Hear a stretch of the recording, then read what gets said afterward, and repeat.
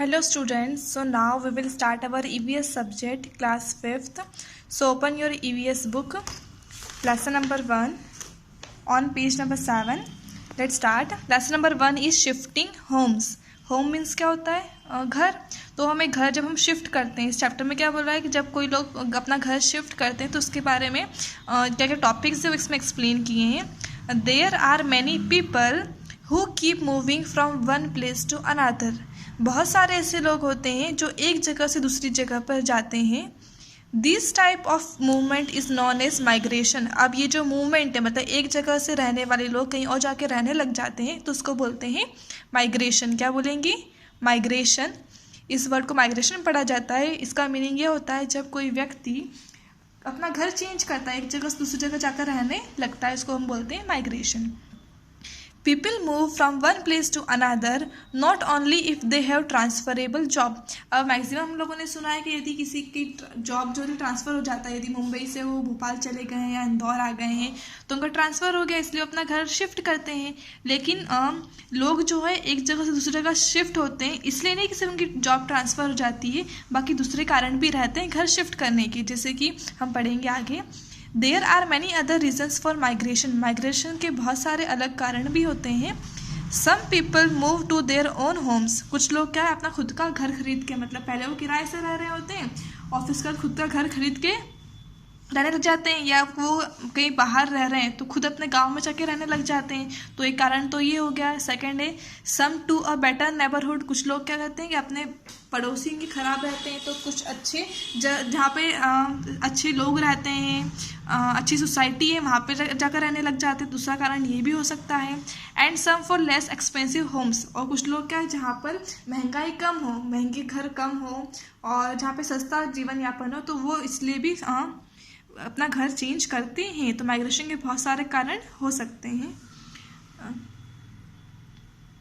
और नेक्स्ट है time to do activity है. Do you know anyone who has a transferable job. आप इसे ऐसे व्यक्ति को जानते हैं जिसकी जॉब ट्रांसफ़र हो चुकी है, तो उसका नाम लिखना है आपको.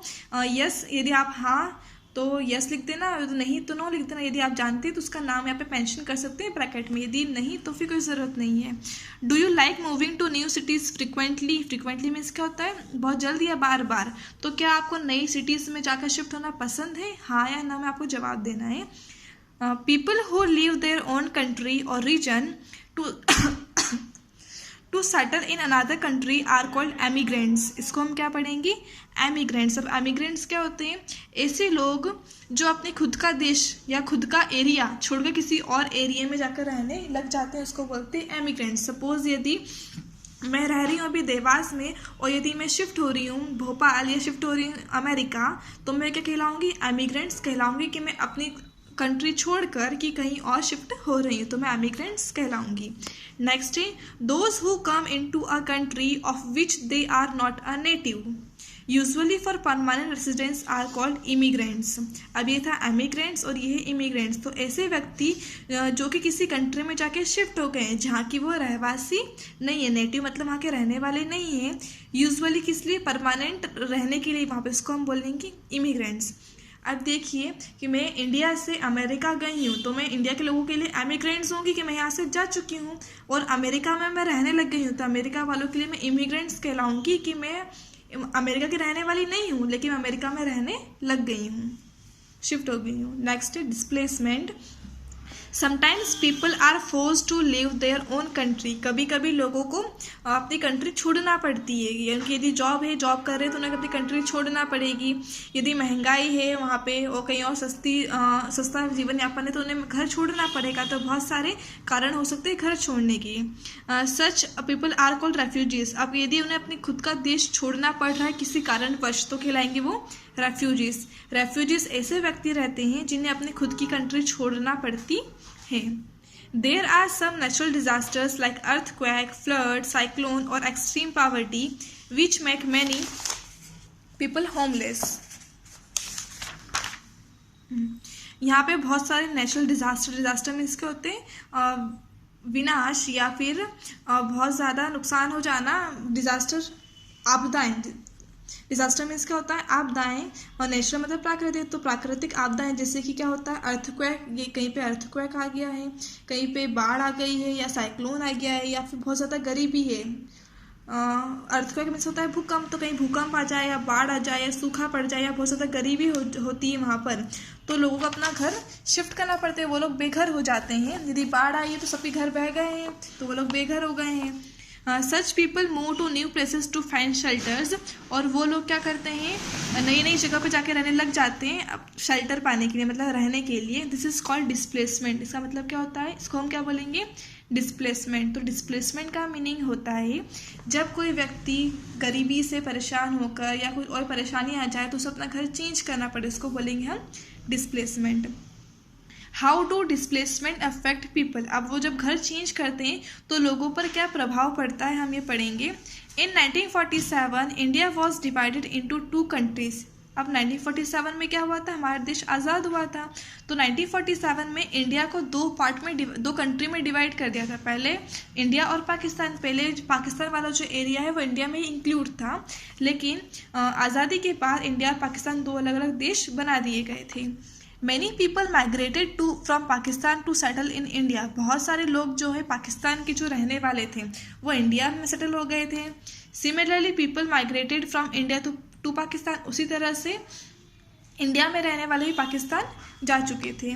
These migrants left their ancestral homes and business. Ancestral means क्या होता है, जो कि पूर्वज, मतलब उनके दादा ने और या परदादा लोगों जो चलाते थे, जिनका घर था, तो उन लोगों ने क्या किया था, अपना खुद का घर, अपने पूर्वजों का घर और बिजनेस छोड़ के वो माइग्रेट हो गए थे। They got some help from the government of the respective countries, और उन्हें वहाँ पे रहने के लिए, बसने के लिए अपनी अपनी कंट्रीज़ की गवर्नमेंट की हेल्प मिली थी। सपोज कोई इंडिया में आ रहा तो इंडिया की गवर्नमेंट ने हेल्प की थी, कोई यदि पाकिस्तान में क्या तो पाकिस्तान गवर्नमेंट ने उनकी हेल्प की थी। Still they had to struggle hard to set up a home and earn their living, लेकिन कई नई जगह पर जाकर रहना, अपना घर बनाना और पैसे कमाना, ये काफ़ी स्ट्रगल, मतलब संघर्ष भरा था, मतलब वहाँ पे वो काफ़ी मुश्किल आ रही थी उनको अपना घर सेटअप करने में।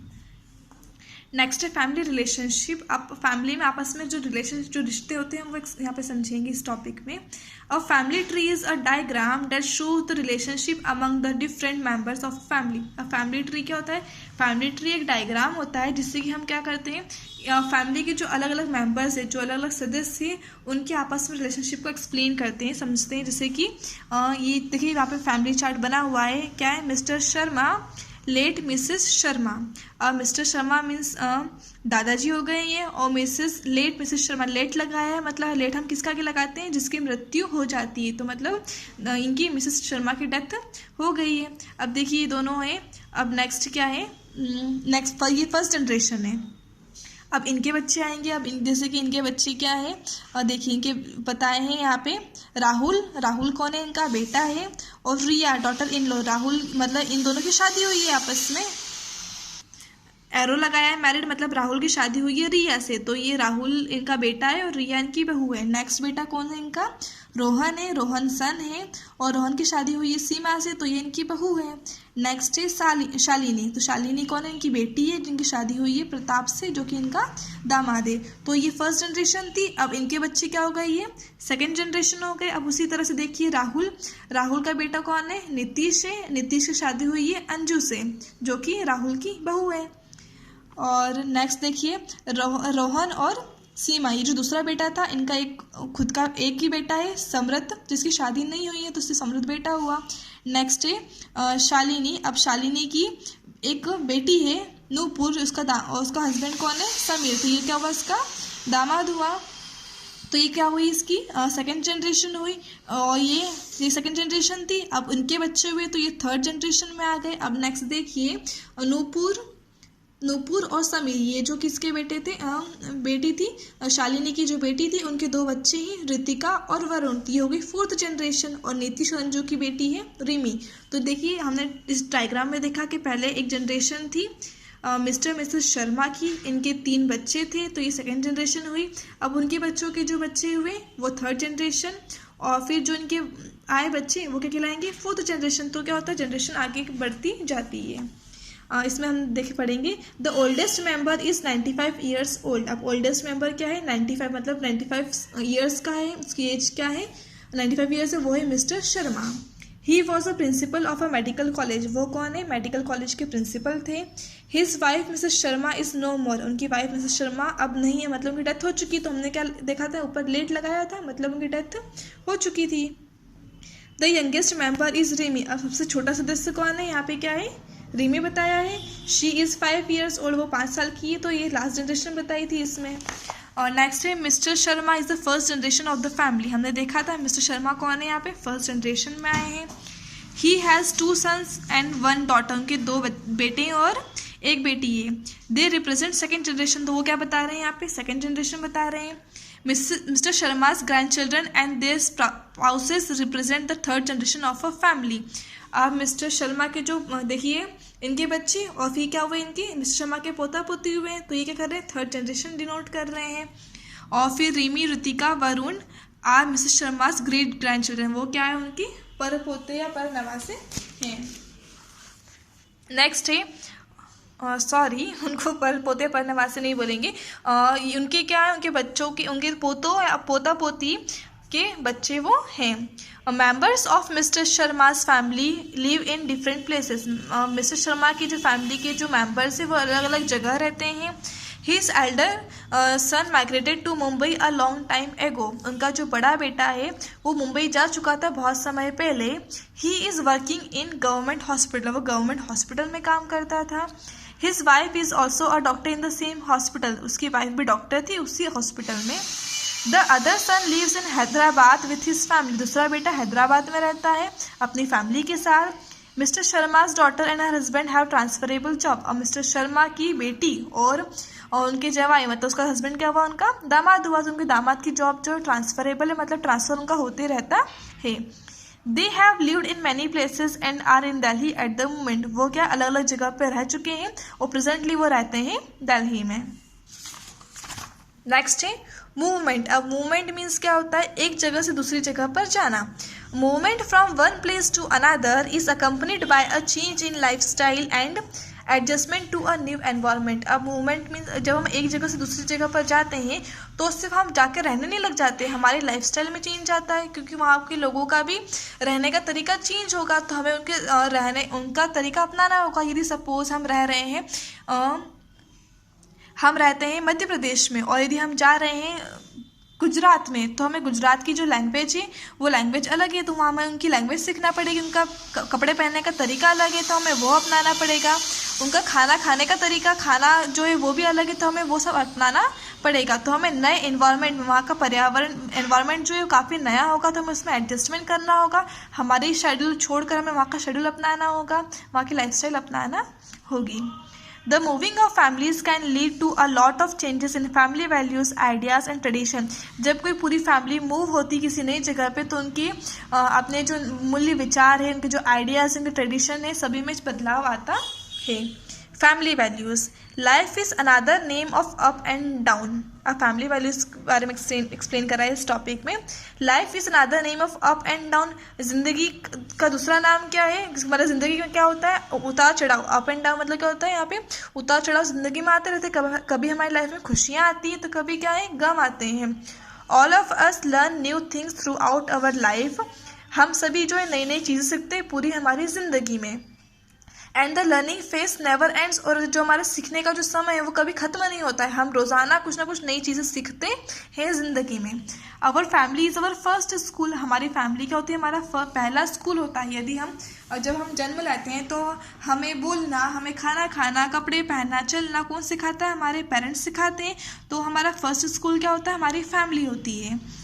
We learn things from our family much before our formal education begins, हम बहुत सारी चीज़ें जो हैं हमारी फैमिली से सीखते हैं बहुत पहले। जो हमारी फॉर्मल एजुकेशन मतलब क्या है, जो हम स्कूली शिक्षा प्राप्त करते हैं, तो स्कूली शिक्षा जो है शुरू, बिगिन मीन्स क्या होता है, शुरू होना। तो उसके शुरू होने से पहले ही हम बहुत सारी चीज़ें हमारे घर से सीख चुके होते हैं कि हमें किस तरह से बात करना है, हमें खाना खाना है, कपड़े पहनना है, बातचीत करना है, सब हम किससे सीखते हैं, हमारे पेरेंट्स से।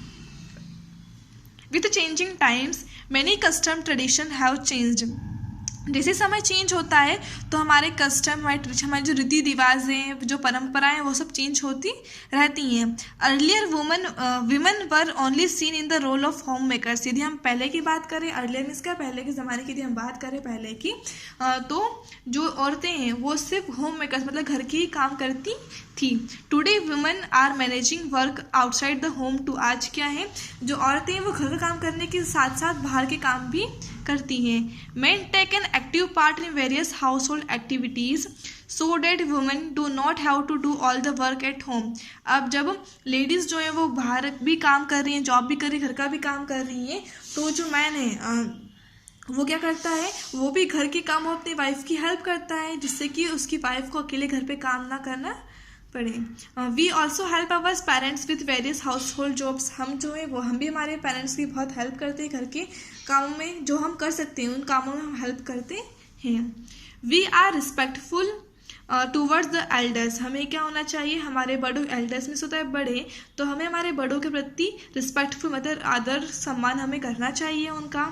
Elders also love and take care of us. बड़े जो हैं वो हमें बहुत प्यार करते हैं, हमारी बहुत देखभाल करते हैं। To teach us about values and rules sometimes elder have to be strict with us. लेकिन यदि कभी कभी हमें कुछ चीज़ें सिखाने के लिए हमारे पेरेंट्स को, हमारे बड़ों को हमारे साथ स्ट्रिक्ट होना पड़ता है, तो वो सही होता है। यदि वो हमारे साथ स्ट्रिक्ट होते हैं तो हमारी भलाई के लिए होते, तो हमें उनकी बात मानना चाहिए। Now chapter over.